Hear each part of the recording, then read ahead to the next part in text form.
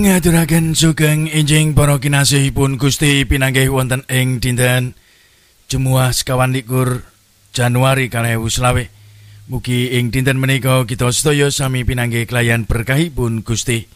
Sumangga ing wekdal enjing peparingipun Gusti ingkang kepaing berkah. Kita tampeni kanthi manah kepaing raos syukur lan bingah sarta manah ingkang saestu ngorong nyawiji kelayan Gusti wonten salebeteng pandonga enjing. Sih rahmat lan tentrem rahayu saking Allah Rama kita lan Gusti Yesus Kristus sarta panunggalanipun Sang Roh Suci wonten ing panjenengan sedaya. Amin.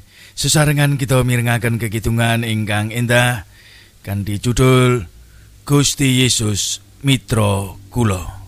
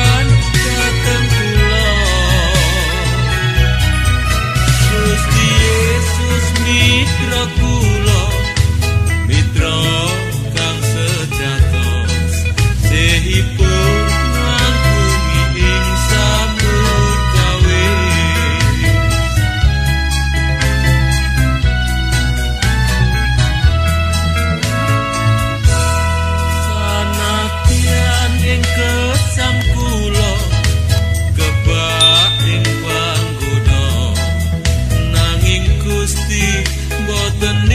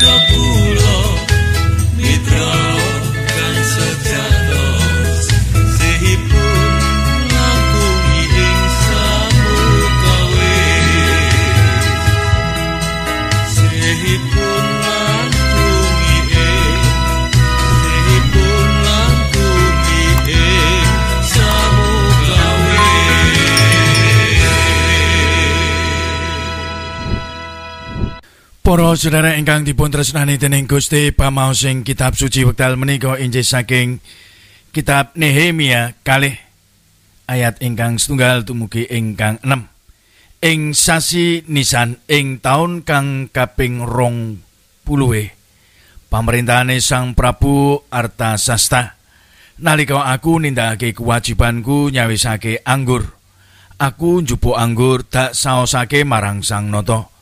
Sarehne aku keton sedih kang pancen durung tau kelakon ana ing ngarsane Sang Prabu. Sang Prabu banjur ndangu marang aku, "Ya kene sira kok keton sedih, sanadyan sira ora lara. Sira mesti nandang prihatin." Dadine banget anggonku banjur wedi. Unjuke marang Sang Prabu, "Sang Nata mugi sugenga ing saklaminipun. Kados pundi anggen kawula boten sedih menawi kita pakuburanipun para leluhur kawula menika dados gempuran saha gapuranipun sami kabesmi." Pangandikane Sang Prabu marang aku, "Yen mangkono apa kang dadi panyuwunira?" Ing kono aku ndedonga marang Gusti Allah sak indenging langit, sarta banjur munjuk marang Sang Prabu, "Menawi ndadosaken keparenging karsa dalem, do Sang Prabu, so menawi abdi dalem manggih sih wonten ing ngarsa dalem, mugi karsa ngutus kawula dhateng tanah Yehuda, dhateng kita pakuburanipun para leluhur kawula, kalilakna menika kawula mbangun malih." Ing kono pangandikane Sang Prabu marang aku, nalika iku Sang Prameswari lenggah ana ing sanding dalem, "Anggonira lelungan iku bakal sepira suwene, lan besok apa anggonira bakal bali?" Lan Sang Prabu banjur karsa ngutus aku sakwuse aku matur bab wektune marang panjenengane. Rahayu kula lan panjenengan ingkang mirengaken sabda Gusti lan saged ngestaken. Amin. Jujur pamdaring sabda wekdal menika, mitra ingkang setya. Para sedherek ingkang dipun tresnani dening Gusti, sok wonten manah minangka tiyang sepuh menika raos sepen lan piyambakan. Sinaosa brayat tasih pepak, nanging sedaya raosipun menika sami repot piyambak-piyambak lan boten wonten wekdal kangge reraosan. Menapa malih nalika wonten masalah ingkang ruwet utawi sesakit ingkang kedah kita sandang, kados menika raosipun saya abot kangge nyangi lan ngudari piyambak. Kita saya rumaos semplah margi kawontenan ingkang kirang lan winates. Kala-kala kita metahaken kanca kangge embat-embatan, kangge ngutur rasa supados momotaning manah menika saged kraos enteng lan kepenak.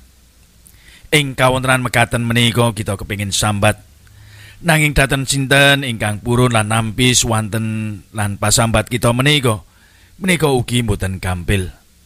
Raos mekaten ingkang asring kita raosaken minangka tiyang sepuh, menapa malih ingkang tebih saking para putra wayah. Kita saya rumaos piyambakan lan boten wonten tiyang ingkang purun mirengaken sarta migatosaken masalah kita. Saya abot lan mokal saged manggih margi luar. Para sedherek ingkang dipun tresnani dening Gusti, Nehemia menika abdinipun Gusti, tiyang ingkang mursid lan sinaosa gesang wonten ing nagari Ngamonco. Nanging Nehemia mboten kecalan jati dirinipun minangka umatipun Gusti Allah. Nehemia malah ngraosaken sedih amargi ningali kawontenanipun bangsa lan sedherekipun ing Yerusalem. Sakmangke gesangipun mrihatosaken sanget. Nehemia anggadhahi manah kangge nilakaken kawigatosanipun kangge sedherek kanthi wontenipun krentek kangge mbangun kemalih Yerusalem. Nanging temtu menika sanes pedamelan lan perkawis ingkang gampil dipun wujudaken. Sinaosa piyambakan ing negari Ngamonco, nanging Nehemia mboten rumaos piyambakan. Tasih wonten Gusti ingkang dados mitranipun. Mitra kangge Nehemia menika ngaturaken sedaya unek-unek saha perkawis ing manahipun. Nehemia tansah tekun ndedonga lan nyuwun dumateng Gusti Supados menapa ingkang dados setya lan angen-angenipun menika saged dados keparengipun Gusti. Lan saestu Gusti paring margi dhateng Nehemia. Gusti Allah kepareng bika manahipun Sang Prabu Artasasta kangge paring palilah saha pambiyantu dhateng Nehemia. Menapa ingkang dados kabetahan ing margi sarta wonten ing kitha Yerusalem, Gusti ingkang sampun maranata lan berkahi. Gusti nuntun lan ngayomi, duwe nyekapi ngantos dayanipun kaleksanan kanthi purna.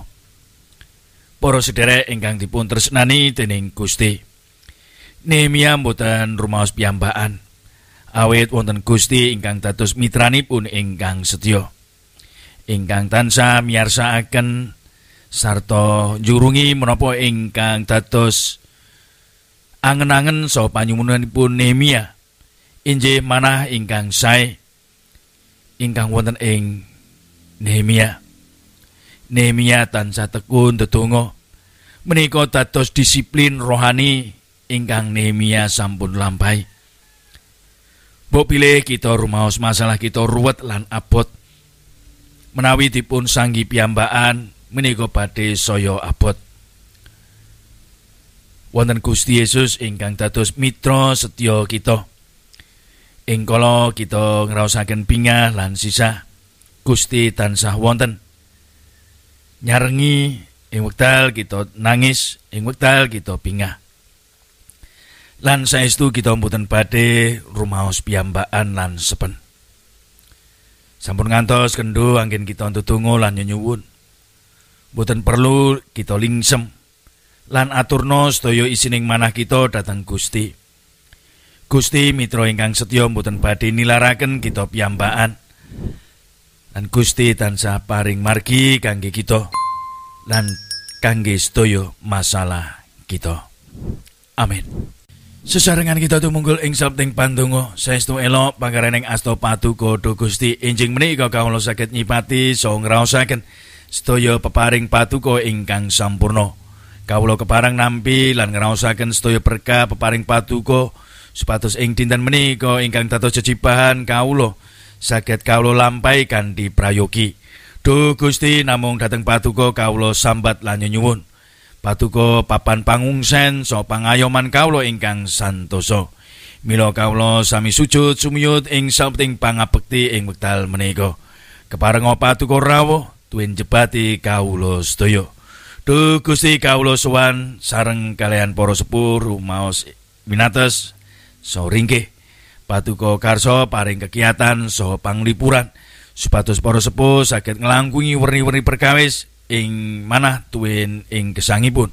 Paduka tansah karsa campur asta dhateng sedaya masalahipun. Temah para sepuh saged pinanggih margining pangluaran rancangan saha pangarep-arepipun kangge prayat saha putra wayah saged katumugen kanthi mangke berkah. Kadang patunggilan ingkang nembe sakit, sisa lan kekirangan saged pinanggih saras bingah lan kacekapan. Asta paduka tumelung babar mujijat lan pitulungan. Tentrem rayu tansah nunggil dhateng para sedherek kawula sedaya. Makaten Duh Gusti ingkang dados atur pasambat lan pandonga kawula sami. Mugi Gusti kepranan nampi lan miyarsakaken sedayanipun. Sedaya menika kawula unjukaken wonten ing asma paduka dalem Gusti kawula Yesus Kristus juru wilujeng kawula. Amin. Sugeng ngaya jejibahan ing dinten menika.